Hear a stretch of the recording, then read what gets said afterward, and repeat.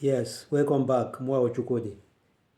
So before Mwa now proceed, I want to clearly say that the content of this channel is not meant for entertainment.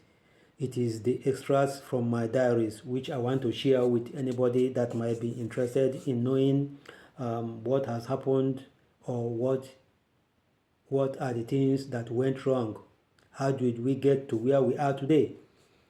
So, and also that anybody na mention now in these comments and future comments are people that are concerned. I cannot replace their names with something else or somebody else's names. These are people that might be called as witnesses if the need arises. So that is why I'm using their names as it is. So ekwuga basara in those days ndị Anambra eji abịa to Umagangunu, and the kind of reception or the kind of impression ha na onwe ha eji create in Umagangunu and otu Umagangunu ji receive gọvanọ ha on behalf of Mike. So hijeshi ebi in fact eji heshi ụlọakwụkwọ bufere ya na ha gbafere n'ụmụ ọrịa ngwuru with siren gbaba isi Umagangunu buru siren ha na mkpọtụ ma ndị polisi, ndị amị, ndị wrestlers, ma ndị security guard dị iche iche, ndị nti mkpu dị iche iche ha gara with moto ha, with convoy. I'm not talking about 1 or 2 cars, I'm talking about 5 or 6 vehicles. Emeke mkpọtụ with dust. Ha bịa papa m Mike eme ha introduce. Immediately ha landere, man, I wonder what was going on. What was Franca's connection with this people? This woman, Franca, ya mara jijiji ejebe, ya mara jijiji ebebe, awafle fere glasses, asana edojiela opener, edojiela oche, esetiela stool, and all this kind of a thing. And I mean, like Ndabirane VIPs, Ndabirane, it was like the arrival of the president of Nigeria in my father's house. Manele gozirokwa manrokwa one place where nele what was going on. I was trying to understand because I don't know what was going on, and I was watching to be able to come to terms with what the situation was at that time. So there was no consideration of the fact that my father needed quietness. How our father that I know that has planned that after he retires, he wants to go back home to, retire to the solitude of his own family home in the village, manage with whatever little thing government get now as his pensions, whether mozuhe nwunye ya ga-enwetagodi ego were zụta crayfish ma were tele ya nwa mmiri ya gaji na-aracha until Chineke akpọ ya. And now my father is being faced with the situation whereby he is now running here and there to be able to see what he could do to bring our mother back to sanity. The condition our mother know at that time did not even merit this siren and crowd of people gathering in my father's house. But all these were the things that was done to be able to intimidate my father, to intimidate my family, to make us feel like we are nothing. And when he authority, we have no respect. Especially when we are now, it becomes like members of my own family have become like the next in command of this group of people that were coming, whom we don't even know where they came from. Because this guy, Mike, on an NPC before he may travel. These people are not members of the company, of that firm. The NMPC, or one day here on that complete set of different people entirely that need to be investigated to know who they are. Everybody went in which interest to be able to but anybody show you my own friend. Money na insurance company, Monday Muna Hakuja school, there was at least a mana.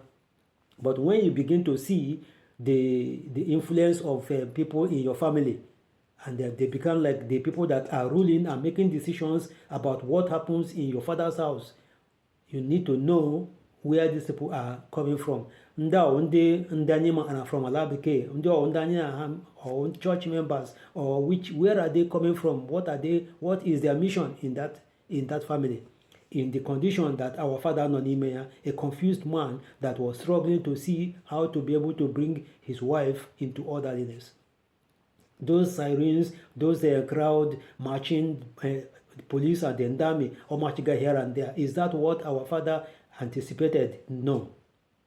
And then my father was in a situation whereby only one or two things authority to operate down. He managed with fuchaya, pamaya na operate naka. That kind of serene environment was completely disappearing. My father could not see any of his children to be able to sit down. Call their head each. Where something information no dia nga pamangwaginaka. The first one was not making himself available for that. Haba Allah in one occasions there. Haba Allah there. Smike may introduce onya hu ogaya onyo and onya ogaya franka dakalala. Ya hiagi ya bada yeme ga franka ge were njijoma pamaya na ala for this guy show hunzo yuko ure gafre ba inside our father's house. Maneli. Ha wora grobo de mwa chukwu that romi ato. Chinedu nwere ike that guy ato. He was a small boy at that time. He only because now he one kind of filthy kind of money which nobody knows where they are picking that money up. Another hala umaga shake he gafe ama umaga nguru agada abane ewevu ha everybody it was like the president of Nigeria is coming to umaga nguru. Man, I wonder what was going on. Okay, in that occasion Oba Allah a city challenge down inside our father's parlor. Ndeke police knock on outside the nature behind the door of their vehicles. So Allah papa mshi onwe arioji ewere oji sacha mmiri tiga n'ime sosa were mma tige ya pege ya my father. Papa ma na-akwado igozi oji before na present ya to the guest. Mike so huchere o ejeme ya kpọrọ my father kakuje were ego ọma my father on wetu oji were ego adoma n'ime sosa hụ ejeje present for them. Manakwele, I just kept quiet and continued to watch what was going on. Papa manania ego ahe wekujetara oji ahe na were ego ahe present here as a gift, as a mark of honor for the people that came to visit. This is something I call, I don't know how to describe it. It is very, very outrageous. So agachala mechara make richa mkpọtụ ha lakpuo papa ma akpọ mam chukwudi nwe ya mbịa heke ogene kedi where has it now been that when you go to Rome you do as the Romans do aya onye nọchiri obiri oke iri nwoke ha da ya no nọchiri obiri nwanyị awọpara kpọara visitors aya ga-ewe ọ ga-egbanwe n'isi onye ahụ my father lekọkpọ ga-eji ureji mego ọjị because ya wụrụ ndị Yoruba with what I know because I grew up with them and there are few of the tradition of the Yorubas that I know I understand very fine. Ị ga-eguzoro ọtọ with your height urejiji kelee their own father. You have to go on your knees, you have to prostrate as far as he's an elderly man, but we don't prostrate in Imo State. There are certain things we do according to tradition. Offering of the kola nut is the tradition of the Igbos. We don't offer money. Papa mshi heka ogeshkonole. What kind of thing is this? Mashi papa mwiara. Papa mahapu. Anakwele. We want to see what was going on. But these are part of the intimidation, the kind of harassment Mike has planned out to offer to his father. In the face of the struggle, our father was, in the face of the pains and sorrow our father was going through to be able to manage with the situation our mother Nonimea at that time. Mike placed you at that time, placed somewhere in a situation whereby our father was finding it increasingly difficult to be able to sit his son down. She operam do the kwa henchore bagani. Adia mama. Mama mje kumoko yashi ongushi akamoka area. Papa mje kukwa the same thing yashi ongushi akamoka area. Adia mama, those things that Mike today cannot, I challenge him. Open your mouth one day and he said to me, Lekwa papa ge warage. Let me know if you are right. But because of the way he was moving, because of the lifestyle, the kind of flamboyant and arrogant kind of lifestyle he put up in the 80s and 90s, he had nothing. Yeah, a few things much later. But at the early stage, at that time, most of those things are with me. And I may not even bother to be able to tell them to Mike, because Angelica, I senior you in that respect. Only certain things I will not tell you today. I may not even broadcast them. I may not even say them here. But those things remain with me as things that my father told me, which he was supposed to have spoken to you. But I will be generous in this channel to be able to speak about a little of those things. A little. I may not say all of them, because I don't want to at the same time. No. So he harassed a child, our father had the eyes on Halabu.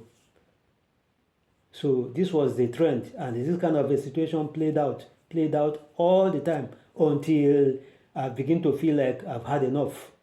Mama has called me and has spoken. Papa has called me and has spoken. I need to do something.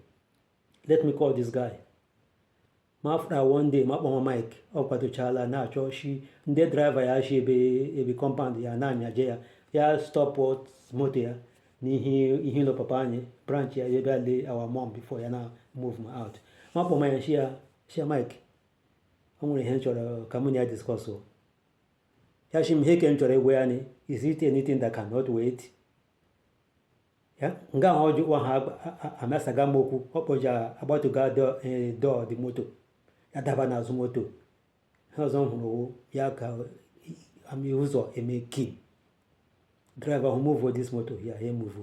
Till today, as I speak, my can woman moji she any ha hito what was it?